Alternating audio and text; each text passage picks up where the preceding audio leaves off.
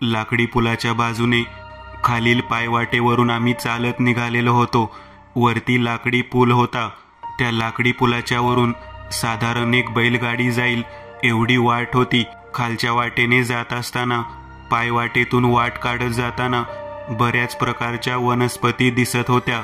ती जागा औषधी वनस्पतीयुक्त आहे असं आम्हाला सांगण्यात आलं होतं. 15 ते 20 जणांचं टोळकं या भागामध्ये घात लावून बसलेलं असतं. लोक त्याला घातवस्ती म्हणूनच पुकारत होते.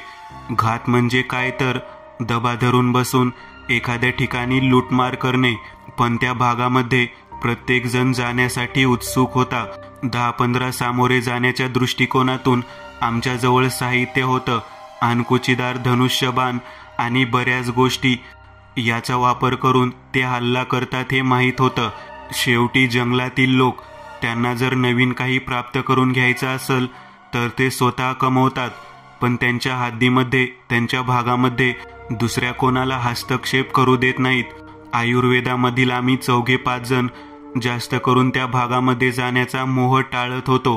परंतु सागर म्हणायच्या माझ्या मित्रामुळे मला त्या ठिकाणी जावं लागलं. त्याला मी म्हणत होतो की या भागामध्ये जाणं खूप धोक्याचं आहे. परंतु तो म्हणत होता की त्या भागात असणाऱ्या सोम म्हणायच्या ज्या वनस्पतीबद्दल मी ऐकलं आहे, तिच्या प्राप्तीनंतर जवळजवळ त्वचा रोगावरील ज्या स्किनच्या तक्रारी आहेत त्याबद्दलच्या सगळ्या गोष्टी अगदी सहजासहजी थांबतील. ज्या लोकांना त्वचेचा त्रास होऊन त्वचेची लाही होते त्या लोकांसाठी ते खूप उपयुक्त आहे. कायमस्वरूपी इलाज आहे.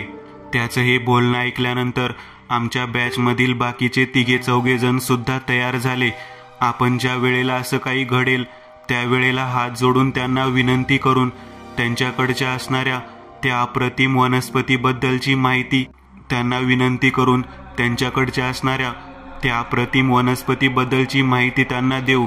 नक्कीच ते जर दयाळू असतील तर आपल्याला ती वस्तू प्राप्त करून देतील.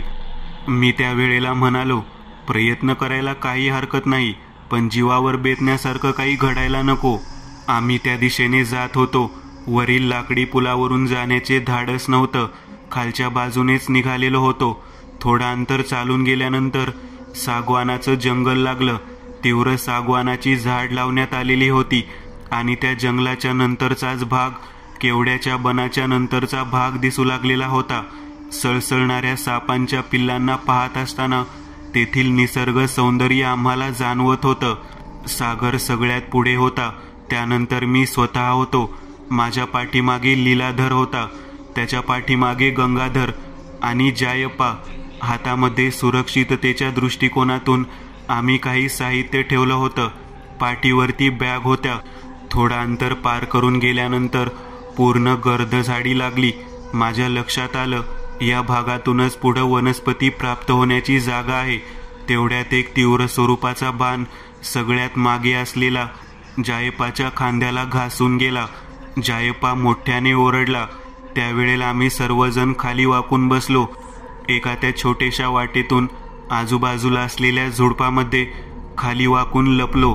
एका पाठोपाठ एक 8 ते 10 बाण त्या दिशेने जमिनीमध्ये घुसलेले आम्ही पाहिले. विषारी बाण होते हे लक्षात आलं. त्या बाणाला स्वतःजवळ घेत मी नीट पाहिलं तर त्याच्यावरती निळसर रंगाचे विष लावलेलं दिसत होतं. बापरे! माणूस येऊन बोलण्याच्या अगोदरच त्याला मारून टाकण्याची ही पद्धत पहिल्यांदाच पाहिली होती. सागरकडे पाहत म्हणालो, सागर, इथे बोलायला संधी सुद्धा नाही. लक्षात घे, आपण जर करायचं म्हटलं तर पहिल्यांदा बाणाचा भाग छाताडामध्ये घुसवून घ्यावा लागेल आणि त्यानंतरच बोलण्याची संधी मिळेल. सागर त्यावेळेला मला म्हणाला, मोठी चूक केली आपण इकडे येऊन. मला वाटलं लोक आपल्याला जाताना अडवतील, आपल्याशी हाणामारी करण्यासाठी पुढे येतील. त्यावेळेला आपल्याला बोलायला संधी मिळेल. पण इथे अगोदर जीवच घेतला जातोय हे मला माहिती नव्हतं. खरंच लोक म्हणतात ते बरोबर आहे. बचेरी ही वस्ती म्हणजे घात वस्ती आहे. जायप्पाकडे पाहत म्हणालो, तुला लागला आहे का? तेव्हा जायप्पा म्हणाला, नाही रे, माझ्या शर्टाचा जो तुकडा आहे तेवढा निघून गेला आहे. शरीराला जखम मात्र झाली नाही. तेव्हा गंगाधर त्याच्याकडे पाहत म्हणाला, मला माहीत होतं की असंच काहीतरी होणार आहे. म्हणून तर मी जीन्स जॅकेट घालून आलो.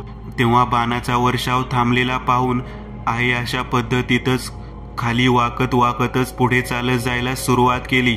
साधारण 100 ते 200 पावलं पुढे गेल्यानंतर सागर माझ्याकडे पाहत म्हणाला, अरे हे बघ ना, इथं सोम वनस्पती दिसत आहे. तो अंधारामध्ये, त्या गर्द झाडीच्या अंधारामध्ये ती चमकत आहे. मी ते पाहिल्यानंतर त्याला म्हणालो, मला वाटतं कोणाशी चर्चा वगैरे करण्याच्या अगोदरच ती वनस्पती घ्यावी आणि तेथून निघून जावं. सागर म्हणाला, ठीक आहे, या घात वनस्पतीमध्ये असलेल्या विघातक लोकांशी चर्चा करण्याच्या ऐवजी ही वनस्पती घेऊ आणि वापस निघून जाऊ. जायप्पा माझ्याकडे पाहत म्हणाला, आपण येथून वनस्पती घेतल्यानंतर सुरक्षितरित्या परत जाऊ ना, कारण मला शंका वाटते आपण इथे आलो आहोत हे त्या लोकांना कळलं असणार. त्याशिवाय काय, त्यांनी आपल्यावरती बाण मारले. त्याच वेळेला आमची चर्चा आम्ही थांबून शांत राहायला सांगितलं. माझ्याकडे पाहत जयप्पा म्हणाला, मनोज तुला वाटतं तेवढी सोपी गोष्ट नाही. मी म्हणालो, तू म्हणतोस त्यामध्ये तथ्य आहे, पण आता धडपडही जाता येत नाही आणि वनस्पती न घेता माघारी जाणं म्हणजे जीवावर बेतण्यासारखं आहे. त्याच वेळेला अलगद ती वनस्पती तोडण्यासाठी सागर आतमध्ये झुडपात शिरला.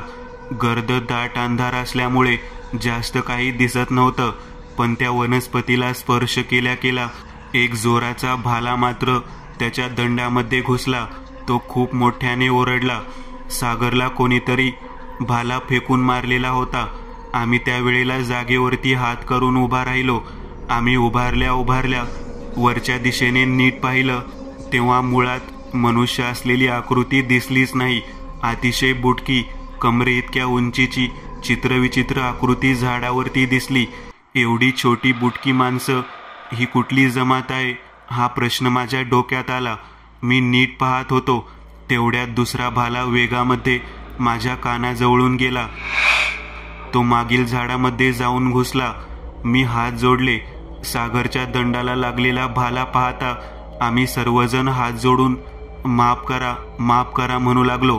पण एका पाठोपाठ एक 2-3 भाल्यांची वार आमच्या दिशेने आले.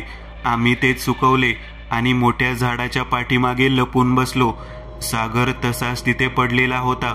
एका क्षणात झाडावरच्या 2-3 त्या विचित्र दिसणाऱ्या बुटक्या लोकांनी खाली उडी मारली. उडी मारल्यानंतर व्यक्ती सहसा पायावरती पडतो, पण यांनी जी उडी मारली ती थेट हातावरती त्यांनी घेतली. म्हणजे वर पाय आणि खाली हात करून ते खाली आले.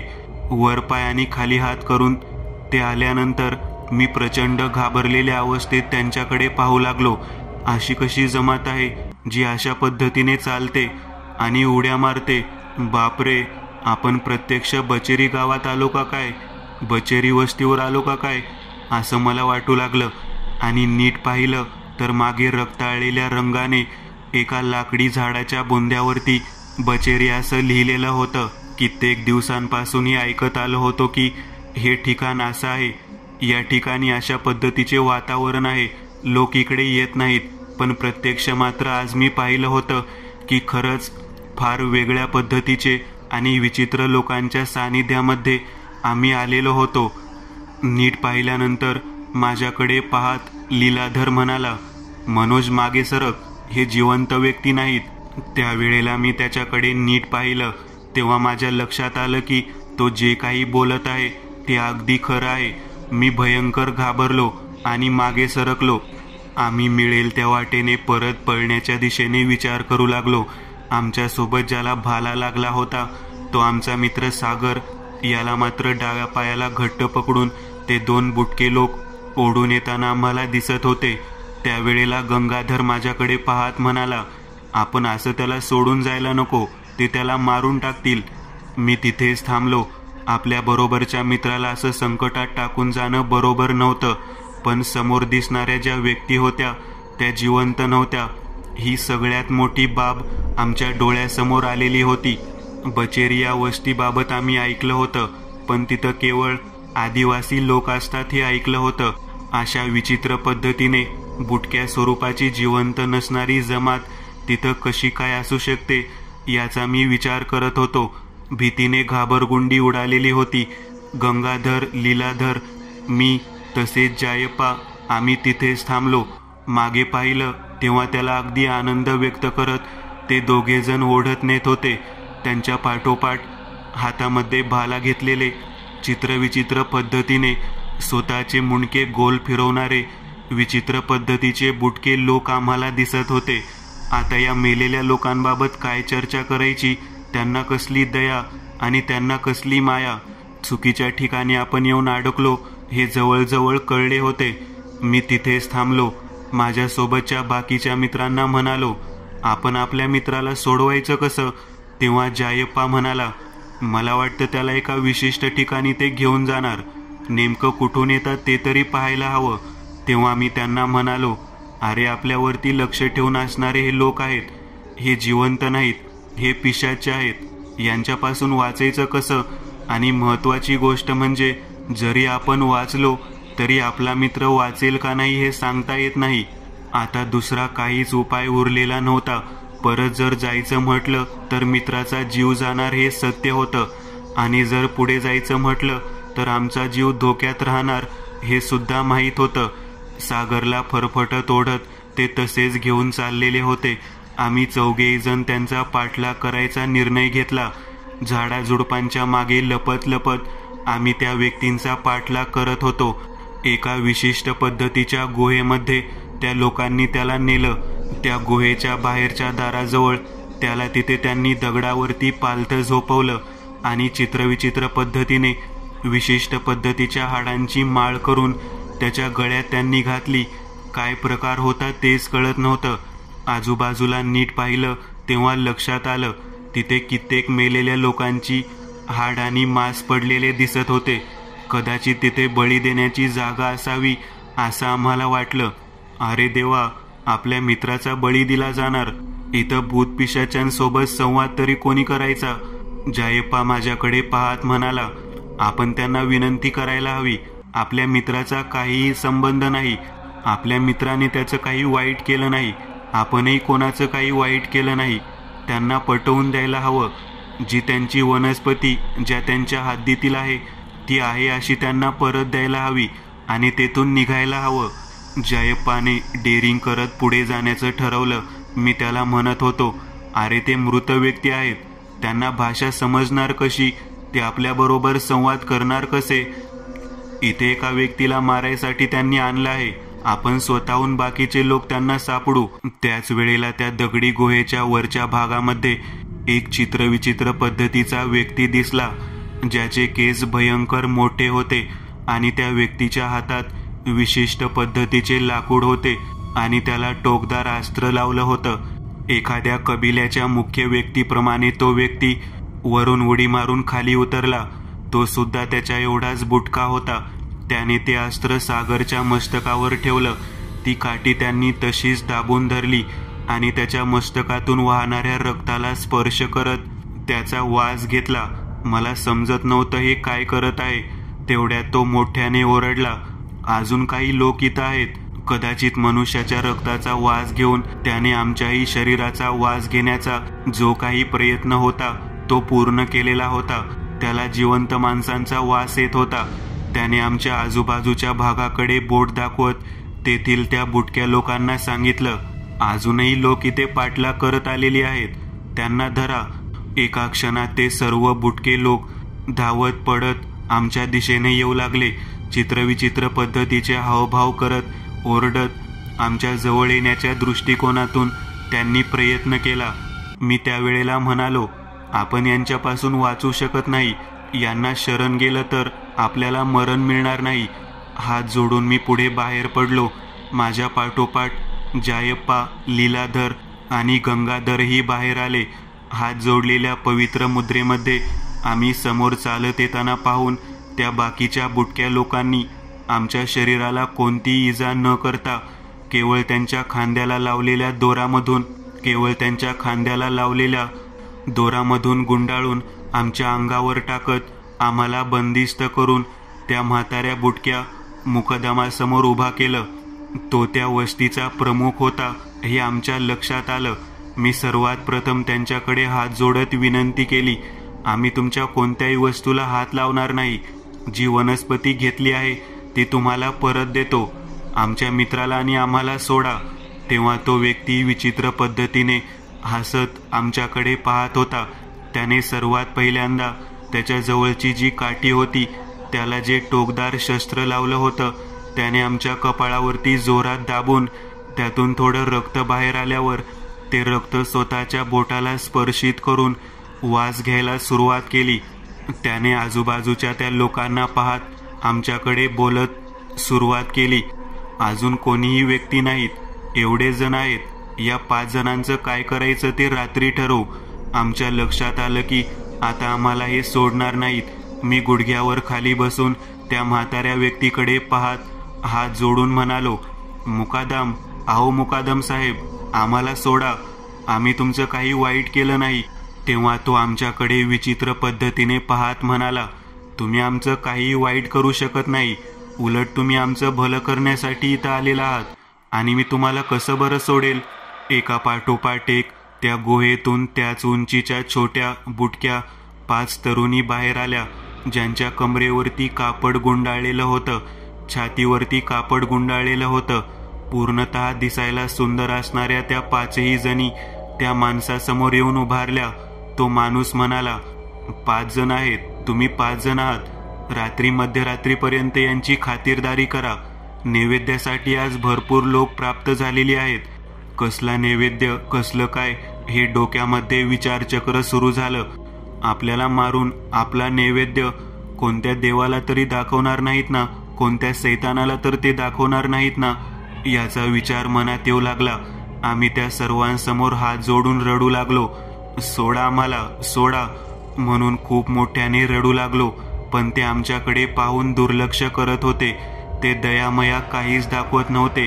अत्यंत निर्दय आणि भयंकर पद्धतीने दिसणारे विद्रूप अशा चेहऱ्याचे ते सर्वच्या सर्वजण केवळ मोठ्याने हसत होते आणि आम्हाला आपल्या जवळ येण्यासाठी खुणावत असणाऱ्या त्या 5 मुली आमच्याकडे पाहून काहीही हावभाव व्यक्त करत नव्हत्या. या मुलींकडे पाहिल्यानंतर त्यांचे कोणतेच हावभाव होत नव्हते. 5 व्यक्ती नैवेद्यासाठी मिळाल्या म्हटल्यानंतर आमच्या मनामध्ये स्वतःच्या जीवाबद्दल काळजी वाटू लागली. परंतु त्या 5ही मुली आल्यानंतर नेमका काय प्रकार घडणार तेच कळत नव्हतं. आमच्या समोर त्या 5ही मुली अगदी अशा भयंकर सुंदर मुली असतात त्या पद्धतीने साज शृंगार करून बसवल्या होत्या. आम्ही 5ही जण एकमेकांकडे पाहत होतो. मी सागरकडे पाहत म्हणालो, या मुली नग्न जरी समोर झाल्या तरी यांच्याबद्दल मनामध्ये कुठलीही वाईट भावना आणायची नाही. लक्षात ठेवा, आपली परीक्षा सुद्धा लोक घेऊ शकतात. जो काही पिशाचे लोकांचा हा खेळ सुरू आहे ते आदिवासी लोक आहेत. मृत्यूनंतर सुद्धा ते त्यांच्या परंपरा जपत आहेत. मला वाटतं ही जी बचेरी म्हणायची घात वस्ती आहे ती लोकांचा घात कोणत्या ना कोणत्या विशिष्ट कारणामुळे करत असावी. कदाचित आपली परीक्षा घेऊन ते आपल्याला यातून सोडून सुद्धा देतील. तेव्हा गंगाधर माझ्याकडे पाहत म्हणाला, कसलं सोडून देतील? इथे तर बाजूला सगळीकडे हाड आणि मांस पडलेले आहे. लोकांना इथं मारून त्यांचा नैवेद्य दाखवला जातो. सैतानाची मूर्ती काही वेळा समोर येईल आणि तू म्हणत आहेस की आपण या मुलींकडे पाहून कोणतीही भावना दाखवायची नाही. अरे कसली भावना होईल माणसाला? तुला समजतं का? इथं कुठलीही भावना होणार नाही. केवळ एकच भावना, मृत्यूपूर्वीचे भय. आणि ते भय आपल्याला चांगल्या पद्धतीने आता वाटत आहे. मला तर वाटतं की आपण इथे भीतीनेच मरून जाऊ. त्याच वेळेला कुठल्याच पद्धतीत न कसलाही हावभाव न करणाऱ्या त्या मुली ते लोक तिथून गेल्यानंतर आमच्या समोर येऊन अगदी जवळ येऊन बसल्या. आमचे हात बांधले होते ते आमचे हात सोडून शरीराशी लगट करण्याचा प्रयत्न करू लागल्या. तेव्हा सर्वात प्रथम लीलाधर त्यांच्याकडे पाहत म्हणाला, ताईंनो, माझ्या आयाबायांनो, माफ करा. आम्हाला तुमची भाषा आम्हाला समजत नाही. तुम्ही जिवंत आहात का ते सुद्धा माहीत नाही. पण अशा स्वरूपात आमच्या शरीराला स्पर्श करू नका. आमच्या आयुष्यात आमच्या घरातील व्यक्ती आहेत, आमच्या घरातील बाया माणसं आहेत. उगाचच आमच्या शरीराला स्पर्श करून आमच्या मनाला वेदना देऊ नका. त्याचं हे बोलणं ऐकल्यानंतर त्याच्यासमोर त्याच्या शरीराला स्पर्श करणारी जी मुलगी होती ती खाली मान घालून मागच्या बाजूला जाऊन उभारली. लीलाधर माझ्याकडे पाहत म्हणाला, मला वाटतं आपण सगळ्यांनी अशा पद्धतीची विनंती करायला हवी. तेव्हा आम्ही सर्वांनी आमच्या समोर उभा असलेल्या त्या मुलींकडे पाहत तशा पद्धतीची विनंती केली. आई म्हणालो, ताई म्हटलो, जे काही नातं असेल ते जोडलं आणि तिथून त्यांना हात जोडून विनंती केली. एका क्षणात 5च्या 5 मुली मागच्या दिशेने सरकल्या. तेव्हा त्या ठिकाणी तो मुख्य मुकादम हातामध्ये ताट घेऊन आला. त्याच्यामध्ये मोठा कोयता होता, अतिशय धारदार, ज्याने एका झटक्यात माणसाचं मुंडकं बाजूला कलम केलं जावं. तो आमच्या समोर ते ताट ठेवत म्हणाला, आजपर्यंत पहिल्यांदा असा व्यक्ती पाहिलेला आहे जो वासनेच्या भरामध्ये आपली बुद्धी न बदलता आमच्या समोर आमच्यातील अतिशय सुंदर असणाऱ्या मुलींना बाजूला करत आई आणि बहिणीची उपमा देत आहे. या ताटामध्ये हा कोयता आहे. जर तुम्ही या मुलींना वासनात्मक नजरेने स्पर्श केला असता तर मी तुम्हाला सांगतो, इथे बाजूला पडलेल्या मांसाच्या आणि हाडाच्या थारोळ्यामध्ये तुमच्या शरीराचा भाग पडला असता. तुम्हाला कोणीही वाचवू शकलं नसतं. असं 5 जणांचा नैवेद्य आम्ही आज दाखवणार होतो.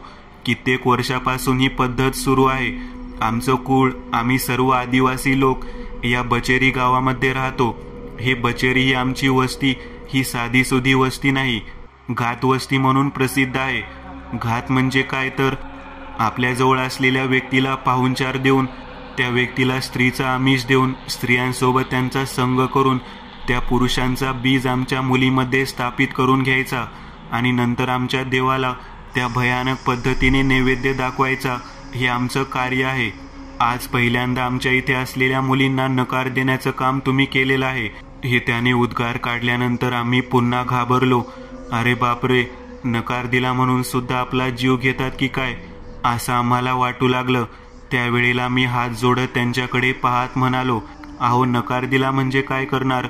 जीव जाण्याची वेळ आली आहे आणि तुम्ही कुठे आम्हाला त्या मुलींबरोबर संग करायला सांगत आहात? तुम्ही कोण आहात त्यांच्या लक्षात आलं. आम्ही चुकीच्या गोष्टीमुळे या ठिकाणापर्यंत आलो. एका चांगल्या गोष्टीसाठी येथील सोम वनस्पती प्राप्त करून घ्यावी म्हणून आम्ही आलो होतो. पण आम्हाला माहीत नव्हतं की ही सोम वनस्पती तुमच्या या बचेरीच्या वस्तीच्या हद्दीमध्ये येते. आम्हाला जर हे माहीत असतं आणि तुम्ही आम्हाला अशा पद्धतीने कैद करणार माहीत असतं तर इथं कधीच आलो नसतो. लोककल्याणासाठी काम करणारा हा माझा मित्र सागर या ठिकाणी आला आणि अशा पद्धतीने त्याच्या हट्टामध्ये आम्ही अडकून आम्ही सुद्धा इथे फसलो गेलो. जर तुमच्या दृष्टिकोनातून आम्ही चूक केली असेल तर तुम्ही आम्हाला दंड द्याल, पण आम्ही निष्पाप आहोत, आम्हाला माफ करा. त्या ठिकाणी तो मुकादम आमच्याकडे पाहत म्हणाला, अरे, मी काय तुमचा जीव घ्यायला आलो नाही. मी तुम्हाला सांगायला आलो आहे की वासनात्मक नजरेने न पाहता ज्या मुलांनी माझ्या वस्तीवरच्या मुलींना प्रेमळ नजरेने बोलून स्वतःची बहीण मानलं, त्या सर्व मुलांना मी आता मुक्त करत आहे. तुम्हाला काय वाटलं आम्ही निर्दयी हृदयाचे आहोत? अजिबात नाही. माणसाची परीक्षा घेण्याचं कार्य पूर्वापार काळापासून सुरू आहे. मग आम्ही का घेऊ नये? म्हणून परीक्षा घेतली आणि त्या परीक्षेमध्ये तुम्ही सर्वजण अगदी व्यवस्थित पद्धतीने उत्तीर्ण झाला. म्हणूनच वासनेवर विजय मिळवणारा माणूस हा देवाप्रमाणे असतो आणि आम्ही मेल्यानंतर सुद्धा आमच्या परंपरा सोडत नाही आहोत. तुम्हा सर्वांना या बचेरी वस्तीतून मुक्त करत आहोत. तुमच्या सोबत असलेली ती वनस्पती सुद्धा आम्हाला आम्ही भेट म्हणून देत आहोत.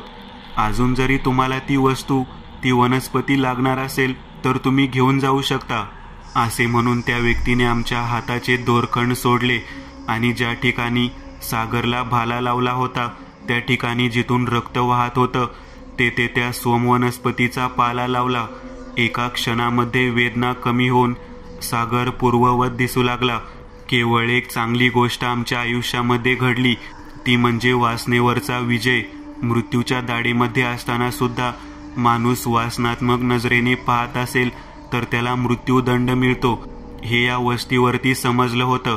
आयुष्यामध्ये अशा पद्धतीची गोष्ट आमच्या बाबतीत पहिल्यांदाच घडली होती. हाताचे दोरखंड तोडल्यानंतर आमच्याकडे सोमवनस्पतीचे रोपटे देत, तसेच अजून सोमवनस्पती घेण्याची विनंती करत तेथील त्या निर्दयी वाटणाऱ्या पिशाच्या सारख्या दिसणाऱ्या त्या बुटक्या लोकांनी आम्हाला तेथून जाण्याची विनंती केली आणि एक एक पाऊल टाकत आम्ही तेथून परत निघालो. मागे वळून पाहण्याचं धाडस नव्हतं. तरी सुद्धा मी मागे वळून पाहिलं आणि बचेरी ही नाव मला दिसलं. मी हात जोडून त्या वस्तीकडे नमस्कार करून ईश्वराकडे प्रार्थना केली की आयुष्यात पुन्हा कधी जर कोणी इकडे आले तर त्याला सद्बुद्धी दे. वासनेमध्ये अडकणाऱ्या माणसाला यातून वाचण्यासाठी चांगली बुद्धी दे. कारण आज केवळ एका चांगल्या गुणामुळे आम्ही तेथून वाचून परत निघालेलो होतो. तेथून परत आल्यानंतर कोपऱ्यावरती एक वयोवृद्ध व्यक्ती दिसला. तो आमच्याकडे पाहत म्हणाला, आजपर्यंतच्या उभ्या आयुष्यात कोणतीच व्यक्ती या ठिकाणाहून वाचून परत कधीच गेलेली नाही. नक्कीच तुम्ही कुठली तरी चांगली गोष्ट केली असणार आहे, म्हणून तुम्ही इथून जिवंत जात आहात. तेव्हा सोमवनस्पती दाखवत त्या वृद्ध म्हाताऱ्याला आम्ही म्हणालो, माणसाचा उद्देश जर चांगला असेल तर सगळ्या गोष्टी चांगल्या घडतात. बचेरीसारखी घातवस्ती पार करून आल्यामुळे आम्हाला सर्वांनी सन्मानित केलं आणि त्यावेळेला आम्हाला खरं कळलं की जर आपण जनतेच्या लोकांचे भलंच ठरवून जर एखादं काम करत असू तर ते नक्कीच यशदायी आणि सुफल संपूर्ण होतं.